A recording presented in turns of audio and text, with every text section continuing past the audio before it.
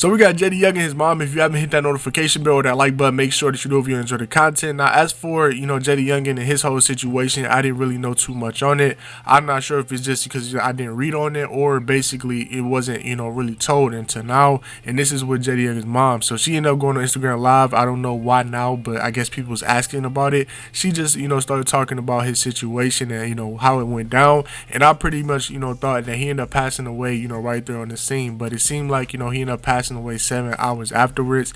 They ended up taking him to the hospital, and they was just trying to patch him up and everything. But the only reason he ended up dying was because of blood loss. It was just so many areas where blood was actually coming from. So that's what she was pretty much saying. She was saying how he ended up coming in the house.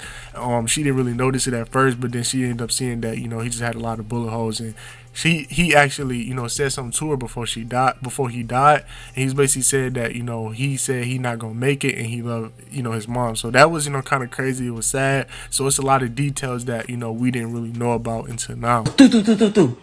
And I just looked, and I immediately took out running to the side door. Well, by the time I made it to the side door, my son was already coming through the door. He pushed me against the wall. I hit the wall. He swung over and he said, "Mama, close the door." And the door, I'm like, what the fuck is going on?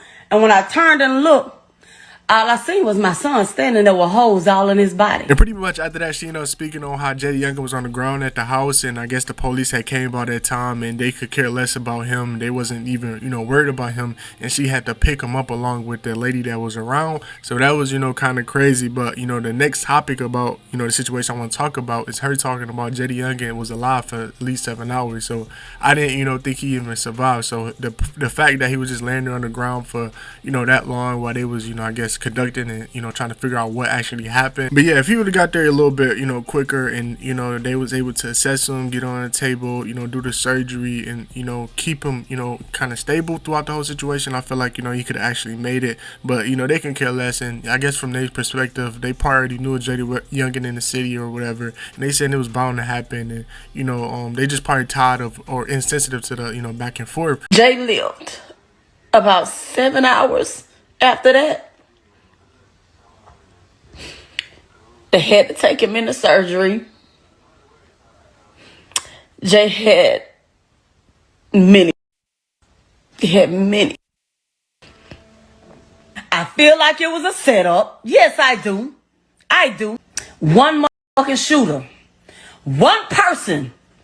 How the f would he knew, like, in a matter of 15 minutes to come to my house? So to be honest, I feel like this whole situation is that, she was fed up about the situation, and, this going to forever weigh on her that, her son could have actually made it if it, wasn't for the people who was just standing around and that, didn't really care, and that it was actually a setup. So she probably not going to ever, figure out that, who it was or, how it actually happened. She just know that he got shot at and her son got shot. But y'all let me know in the comment section how you feel about it, whether you think it was a setup, how you feel about the people standing around. Make sure you guys like, comment, subscribe, hit that notification bell, and I'll see you in the next video.